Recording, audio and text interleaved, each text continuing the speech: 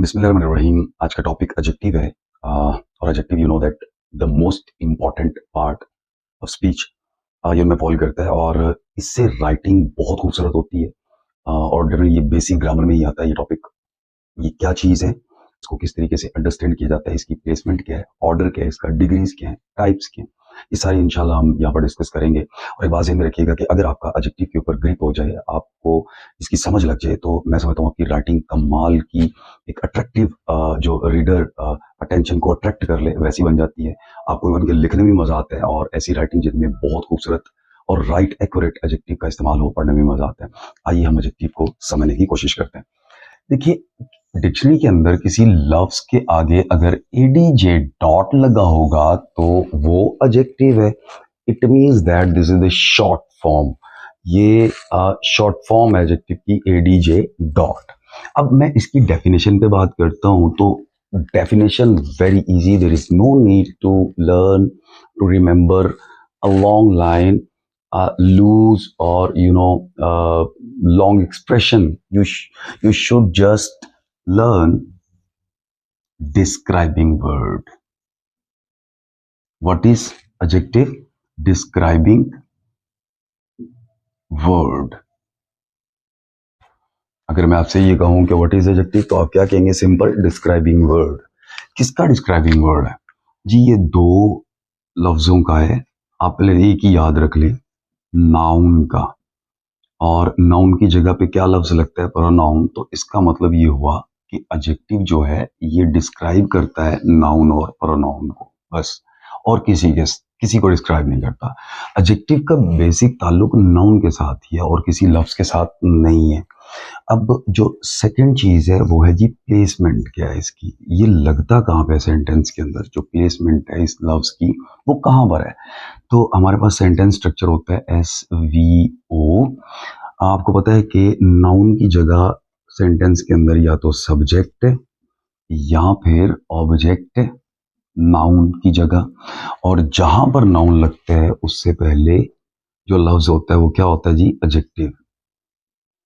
Noun से पहले। तो इसका मतलब है कि सब्जेक्ट में नाउन से पहले भी लग सकता है और ऑब्जेक्ट के नाउन से पहले भी लग सकता है। एक तो प्लेस इसकी ये हो गई। दूसरी प्लेस जब बात करें, इसकी एग्जांपल भी ले लेते हैं। I bought a fast car. तो गौर कीजिए, ये सब्जेक्ट है, ये वर्ब है और ये ऑब्जेक्ट है। इसमें कार जो है वो नाउन है और नाउन से पहले जो लफ्ज लगा हुआ है ये क्या था? ये एडजेक्टिव है। इस तरह। और ये फास्ट लफ्ज वैसे किसके साथ जुड़ा हुआ है? डेफिनेटली कार के साथ। फास्ट क्या चीज है इस सेंटेंस के अंदर? कार है जी। तो what is the quality of car? It is fast. तो ये एक हो गया। दूसरा जो है ना, ये सेंटेंस कॉम्प्लीमेंट के तौर पर आता है। मिसाल के तौर पे SVO स्ट्रक्चर है अगर सेंटेंस का, तो यहाँ पर ये ऑब्जेक्ट की जगह पे यूज होगा अकेला। लाइक यहाँ पर आ गया नाउन या प्रोनाउन, फिर यहाँ पर वर्ब, और ये देखिए यहाँ पर एडजेक्टिव सिंपल। जिस तरह है जी, द बॉय इज क्लेवर। यानी ये लिंकिंग वर्ब लगा हुआ है। तो जो लिंकिंग वर्ब है बेसिकली ये नाउन को सब्जेक्ट कॉम्प्लीमेंट यानी object complement, sorry, object complement के साथ जोड़ता है। तो ये लफ्ज यहाँ पर जो क्लेवर है ये एडजेक्टिव ही है। क्लेवर कौन है इस सेंटेंस में? Definitely boy. तो गौर कीजिए, अगर आप इस सेंटेंस में से एडजेक्टिव को निकाल दो तो बाकी पीछे क्या बच रहा है? The boy is. तो क्या ये कंप्लीट है सेंटेंस? वाकई नहीं है। तो इसका मतलब है ये ऐसा एडजेक्टिव है जो सेंटेंस को कंप्लीट करता है। दैट्स व्हाई वी से कि ये एडजेक्टिव जो है सेंटेंस कॉम्प्लीमेंट है। अब जो नेक्स्ट चीज है वो सिग्नल वर्ड्स हम देखते हैं इसके, कि एडजेक्टिव के सिग्नल वर्ड्स क्या होते हैं इंग्लिश में, किस तरह हम उनको पहचान सकते हैं एडजेक्टिव्स को, मैक्सिमम एडजेक्टिव्स को इंग्लिश में। और ये कोई हार्ड एंड फास्ट रूल नहीं है, ये सिर्फ आसानी के लिए ये बनाया गया है। देखिए, इंग्लिश में जितने लफ्ज जो FUL से खत्म होते हैं एडजेक्टिव होते हैं। मिसाल के तौर पे ब्यूटीफुल, तो गौर कीजिए FUL से खत्म हो रहा है। फिर नेक्स्ट है जी लेस से, हेल्पलेस। तो देखिए LESS, लेस से खत्म हो रहा है, एडजेक्टिव है ये। फिर देखिए OUS, तो फेमस, ये OUS से खत्म हो रहा है, एडजेक्टिव है ये। फिर IVE, इंफॉर्मेटिव, IVE से खत्म हो रहा है तो ये एडजेक्टिव है। फिर BLE, लाइक कैपेबल, एडजेक्टिव है जी ये। फिर IC से, लाइक पिकनिक, एडजेक्टिव है जी। AL, नेशनल, देखिए AL से खत्म हो रहा है, एडजेक्टिव है।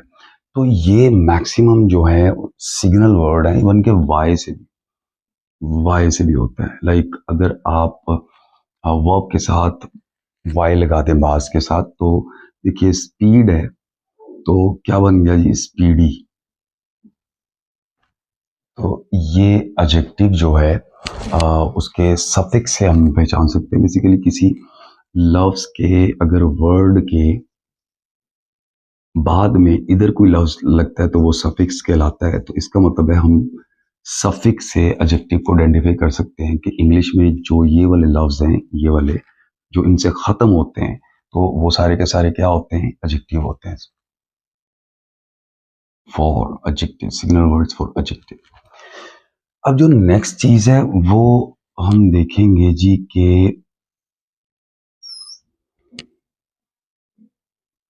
एडजेक्टिव बेसिक क्या क्या होते हैं, यानी इसकी काइंड्स इस सेंस में इजी कर रखे। लेकिन जी जितने कलर्स होते हैं वो एडजेक्टिव होते हैं। आपकी काउंटिंग एडजेक्टिव होती है। काउंटिंग में दो चीजें आती हैं, ऑर्डिनल नंबर और कार्डिनल नंबर, यानी 1 2 3 4 5 और फर्स्ट सेकंड थर्ड, ये सारे। अब जी पोजेसिव एडजेक्टिव ही होते हैं। ये बेसिकली प्रोनाउन में फॉल करता है। ये वाला जो टॉपिक है इसमें क्या कौन कौन से हैं जी, मैं बता देता हूँ। पहला है लाइक माय, और योर, इज, हर, इट्स और देयर, ये सारे के सारे एडजेक्टिव हैं ये वाले। फिर जो फोर्थ पे चीज फॉल करती है वो है जी वर्ब की ING फॉर्म जो है वो भी एडजेक्टिव होती है। कब? जब वो नाउन से पहले इस्तेमाल होगी, यानी नाउन से पहले अगर आप ING लगा दो तो ये ING फॉर्म जो है ये क्या बन जाती है, एडजेक्टिव। ज़हन में रखिएगा। इसकी मिसाल ले लेते हैं जी। बेबी है, नाउन है, तो मैंने क्राई की ING फॉर्म लगा दी, क्राइंग बेबी। तो इसका मतलब है what is the quality of baby that is crying. तो ये देखिए ING क्या बन गया, एडजेक्टिव। और लास्ट पे जो है वो हम ये कह सकते हैं कि वर्ब की थर्ड फॉर्म जो है वो भी एडजेक्टिव होती है अगर वो नाउन से पहले आ जाए। उसी तरह नाउन से पहले आ जाए अगर वर्ब की थर्ड फॉर्म, तो ये थर्ड फॉर्म क्या बन जाती है, एडजेक्टिव। ज़हन में रखिएगा। इसको मैं थोड़ा सेपरेट करके बता देता हूँ कि देखिए अगर नाउन से, इसको मैं सेपरेट करके थोड़ा सा बता देता हूँ। देखिए अगर नाउन से पहले वर्ब की ING फॉर्म या फिर वर्ब की थर्ड फॉर्म अगर आ जाए नाउन से पहले, अगर लग जाए वर्ब की ING फॉर्म या वर्ब की थर्ड फॉर्म, तो ये दोनों के दोनों क्या बन जाते हैं, एडजेक्टिव। याद रखिएगा। इसकी मिसाल मैंने जिस तरह भी नीचे दी, मैं दोबारा दे देता हूँ कि ये देखिए बेबी है, तो मैंने क्या लगाया था, क्राइंग बेबी।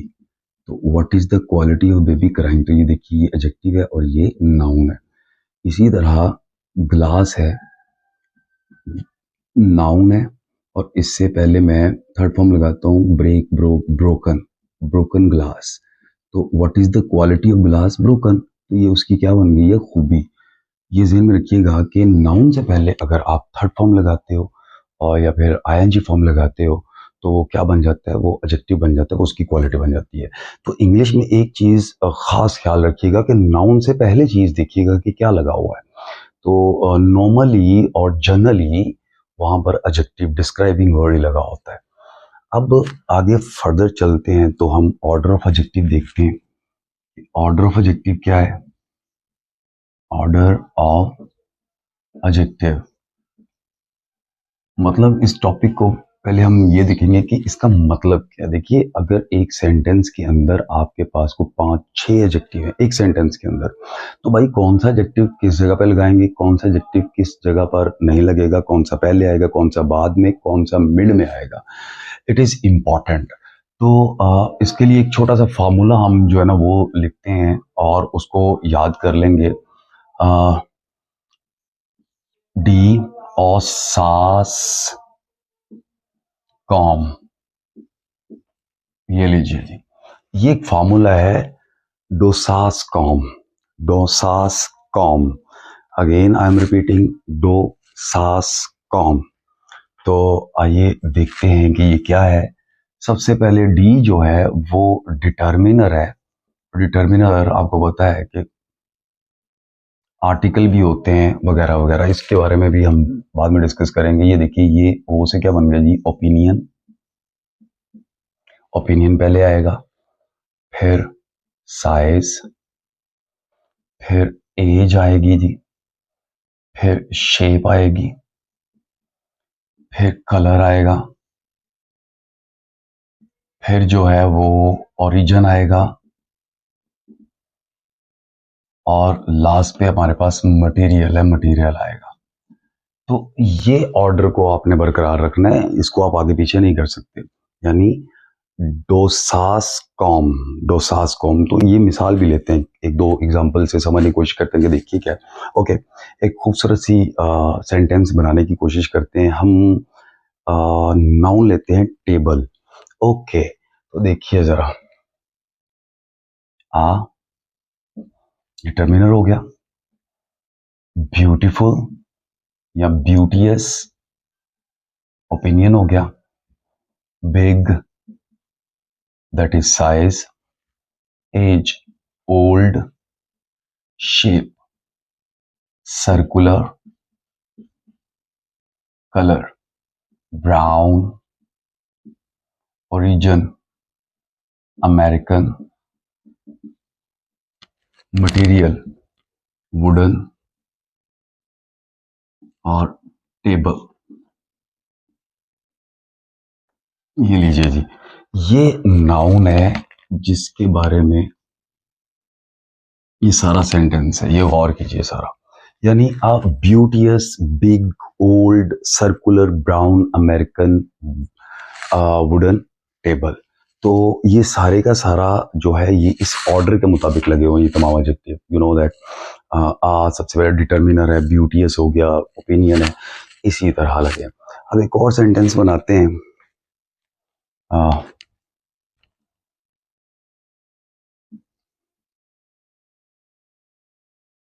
आ, क्लेवर,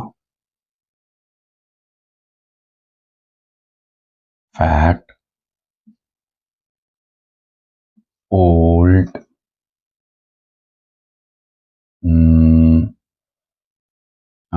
बंकी, नहीं, ओल्ड, शेप रहने दीजिए, ब्लैक, रशियन, कैट। देखिए, नाउन है कैट।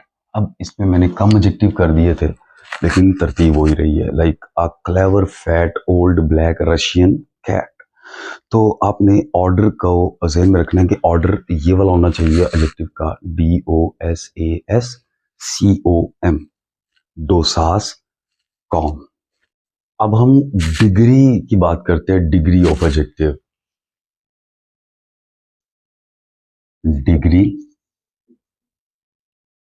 Of adjective.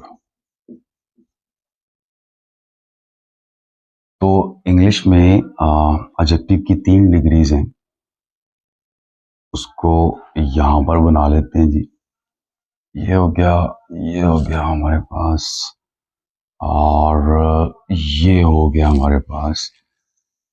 अब देखते हैं जी, that is positive and that is comparative and the third one is superlative. इनको बनाने का तरीका भी देख लेते हैं। पहले इनको समझते हैं कि ये पॉजिटिव क्या चीज है और कंपैरेटिव और सुपरलेटिव। देखिए, एडजेक्टिव मैंने पहले बताया था डिस्क्राइबिंग वर्ड है किसी नाउन का। अगर एक चीज होगी तो उसको हम बयान अगर कर रहे हैं तो हम कौन सी डिग्री यूज करेंगे? पॉजिटिव एक चीज के लिए। कंपैरेटिव जो है ये 2 चीजों के लिए कंपेयर है, तो हम कौन सा डिग्री लगाएंगे? कंपैरेटिव। और superlative more than two, more than two. तो ये 2 लाख भी हो सकती हैं, इससे कोई फर्क नहीं पड़ता।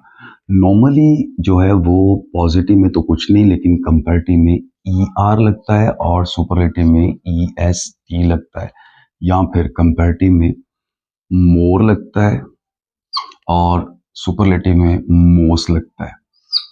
मिसाल के तौर पे देखिए, आपके पास वर्ड है बिग, तो इसकी कंपैरेटिव डिग्री क्या बन गई जी? बिगर। और सुपरलेटिव क्या बन गई जी? बिगेस्ट। इसी तरह वर्ड है टॉल,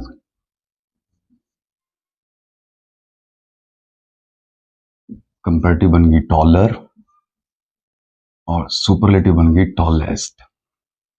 फिर इसी तरह है जी ओल्ड, कंपैरेटिव बन गई जी ओल्डर और सुपरलेटिव बन गई जी ओल्डेस्ट। मगर बाज जगह पे मोर और मोस्ट आता है। अब क्वेश्चन ये पैदा होता है कि ई आर किसके साथ लगता है और मोर या फिर मोस्ट किसके साथ लगता है, तो इसको हम समझेंगे। यहां पर समझ लेते हैं इसको। देखिए, अगर कोई वर्ड आप अदा कर रहे हो तो आपकी जुबान एक फोल्ड ले रही है, एक जर्क ले रही है, तो इसका मतलब है एक सेलेबल है। सेलेबल को पहले समझना होगा। सेलेबल, सेलेबल होता क्या है कि जितने जुबान किसी लफ्ज को अदा करते फोल्ड लेती है तो उतने उसमें सेलेबल होते हैं। मिसाल के तौर पे मैंने अभी भी कहा, देखिए बिग, देखिए एक सेलेबल में ही वो अदा हो गया लफ्ज। टॉल एक में ही हो गया, ओल्ड एक में हो गया। लेकिन वर्ड है beautiful, B U T full, कितने सेलेबल हैं? 4। इंटेलिजेंट में कितने जी? इंटेलिजेंट 4। क्लेवर में कितने? क्लेवर 2। तो जितने कोई जुबान किसी लफ्ज को अदा करते फोल्ड लेती है तो उतने भी ये सेलेबल हैं। अब रूल ये है कि अगर 1 सेलेबल वर्ड होगा, 1 सेलेबल वर्ड होगा, तो उसके साथ ई आर और ई एस टी लगेगा। और अगर मोर देन 1 होगा, यानी ये इधर लिख लेते हैं प्लूरल, ये मोर देन 1 जो सेलेबल है, मोर देन 1 सेलेबल में आप क्या लगाएंगे? मोर लगाएंगे पहले और मोस्ट लगाएंगे। अब क्लियर हुआ आपको? अब देखिए कि इधर वर्ड में लिखता हूं beautiful, B U T full. इसमें देखिए कितने सेलेबल हैं? इसमें है जी बी यू टी फुल 4 है, तो मैं यहां पर ब्यूटीफुलर और ब्यूटीफुलेस्ट नहीं कहूंगा, बल्कि क्या कहूंगा? मोर ब्यूटीफुल या फिर मोस्ट ब्यूटीफुल, मोस्ट ब्यूटीफुल। एक और कर लेते हैं जी इंटेलिजेंट, ये भी मोर देन 1 है, तो क्या लगेगा जी? More intelligent.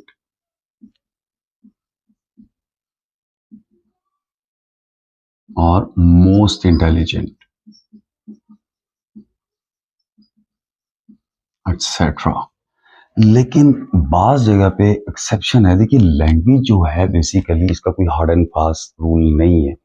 कोई चीज़ लैंग्वेज के अंदर सर्टेन नहीं होती, अनसर्टेनिटी है। वाई? बिकॉज ये सोशल फिनोमिना है और ये इन ह्यूमन बिहेवियर के साथ ऐसी चीज़ जो एब्स्ट्रैक्ट है उसके साथ ये बिलोंग करती है और उसमें कोई हार्ड एंड फास्ट चीज़ नहीं है लैंग्वेज में।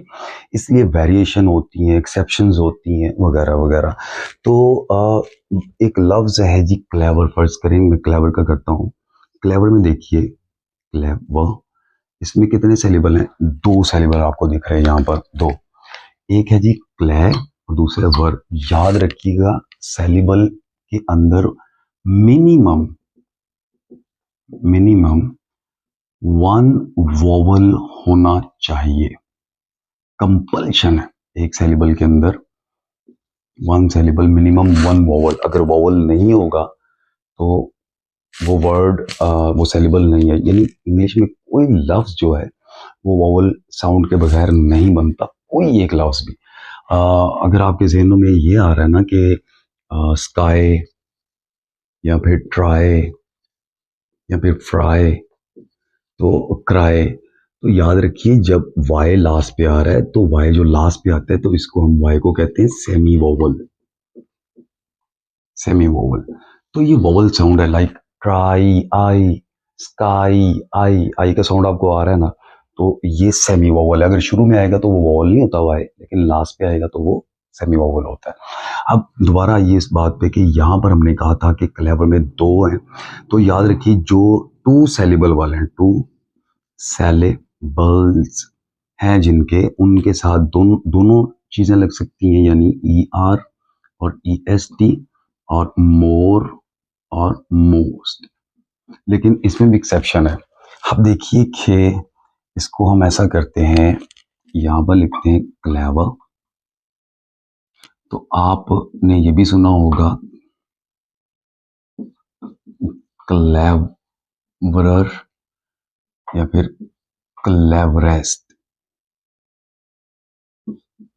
और आपने ये भी सुना होगा मोर क्लेवर और मोस्ट क्लेवर। तो रूल क्या बना कि 1 जो सेलिबल वाले हैं वर्ड, 1 सेलिबल वाले, उनके साथ ई आर और ई एस टी लगेगा कंपैरेटिव और सुपरलेटिव में, और जो मोर देन 1 है उनके साथ मोर और मोस्ट, और जो 2 वाले हैं, 2 सेलिबल वाले हैं, उनके साथ ये दोनों चीज़ें आ सकती है। लेकिन इसमें भी एक्सेप्शन है, मैंने आपको पहले बता दिया। अब एक और चीज़ आप जहन में रखिएगा कि सुपरलेटिव डिग्री से पहले इंग्लिश में हमेशा दा आता है। मतलब हमेशा तो नहीं कह सकता मैं, इतना सर्टन नहीं होना चाहिए, लेकिन आपने दा लगाना है। जिस तरह honesty is the best policy, this is the tallest, this is the smallest, that is the biggest, तो आप दा का वर्ड लगाएंगी उसके साथ। ये चीज़ है। अब कुछ एक्सेप्शंस भी हैं, कोई रूल अप्लाई नहीं होता उन लफ्ज़ों के ऊपर। मिसाल के तौर पे आपके पास वर्ड है गुड, तो इसकी जो कंपैरेटिव है वो गुडर नहीं है, वो है बैडर, बेटर, और सुपरलेटिव है बेस्ट। तो इसमें दोनों में कोई रूल अप्लाई नहीं हो रहा।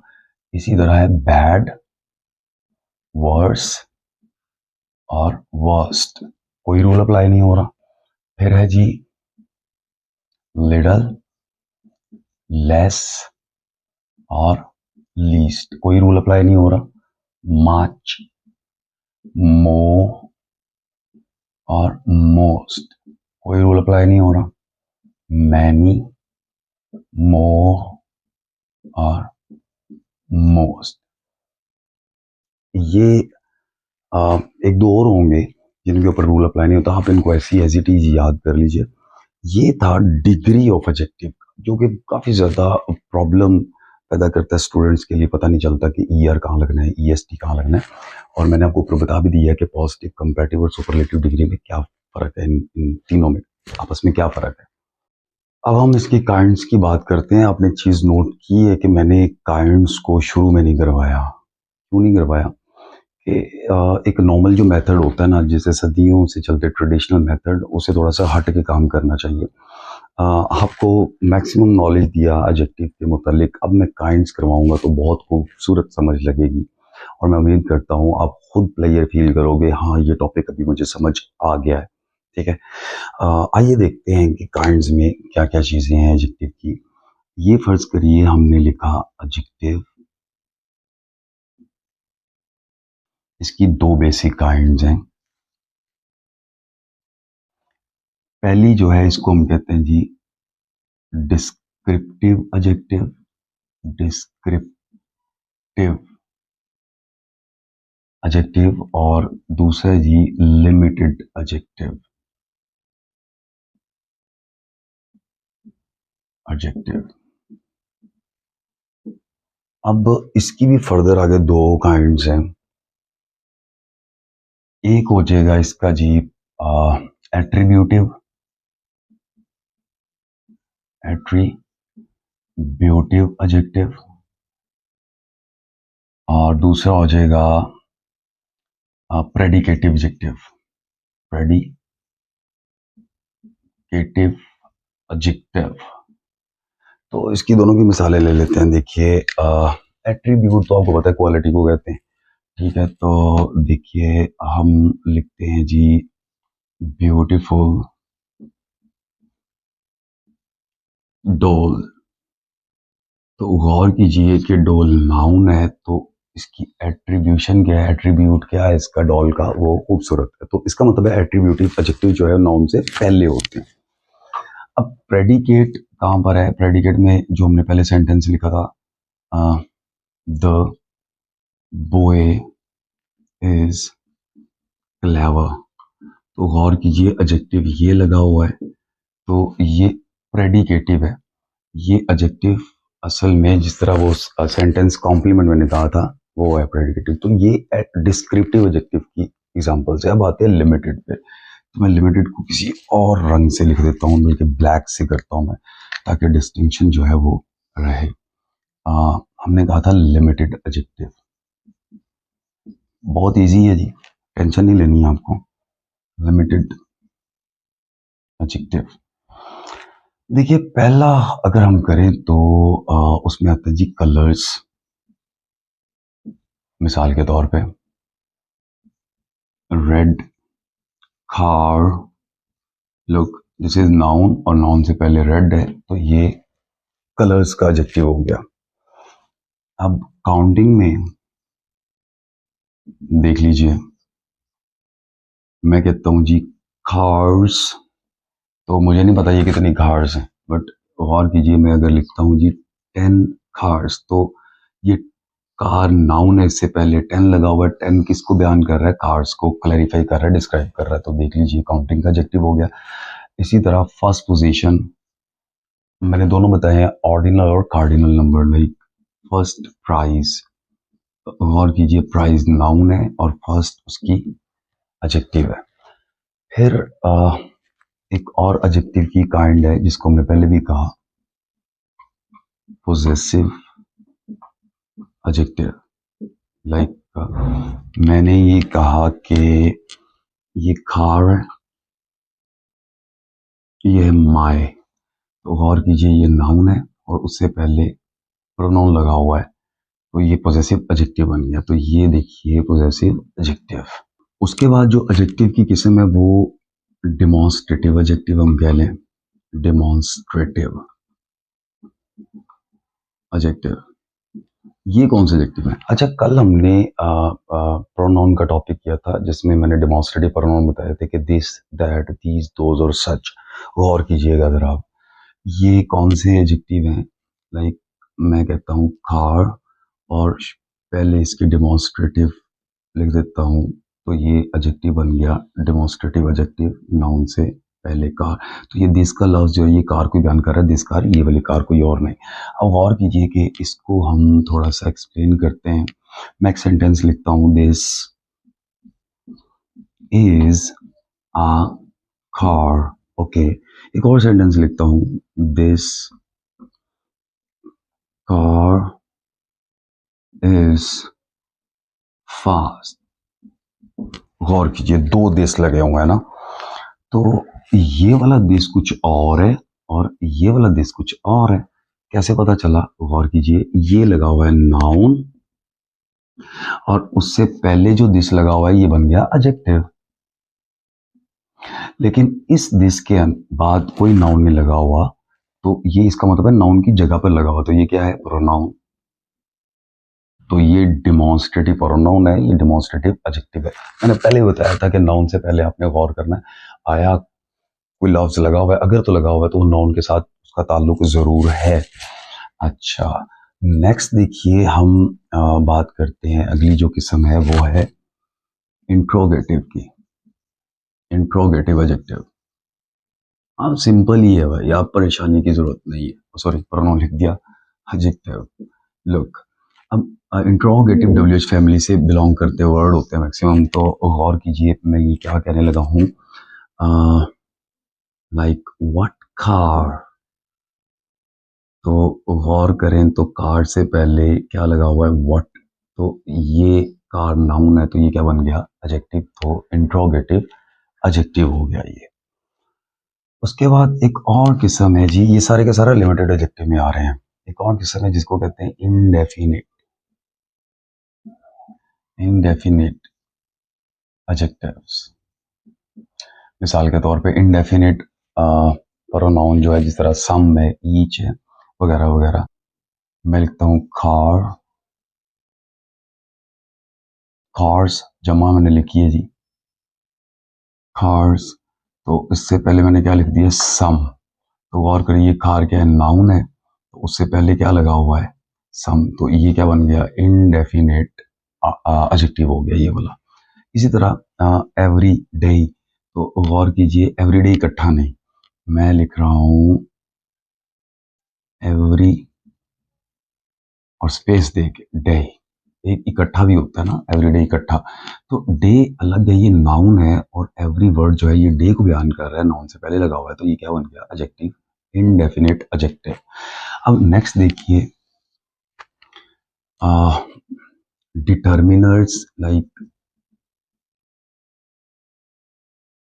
सॉरी, डिटर्मिनर्स, मिसाल के तौर पे आर्टिकल जो है ए, एन और द, ये अगर नाउन से पहले आ जाए तो ये भी क्या हो रहे होते हैं? क्या फंक्शन परफॉर्म कर रहे होते हैं? एडजेक्टिव का, क्योंकि नाउन के बारे में बता रहे होते हैं। मिसाल के तौर पे आ कार, द कार,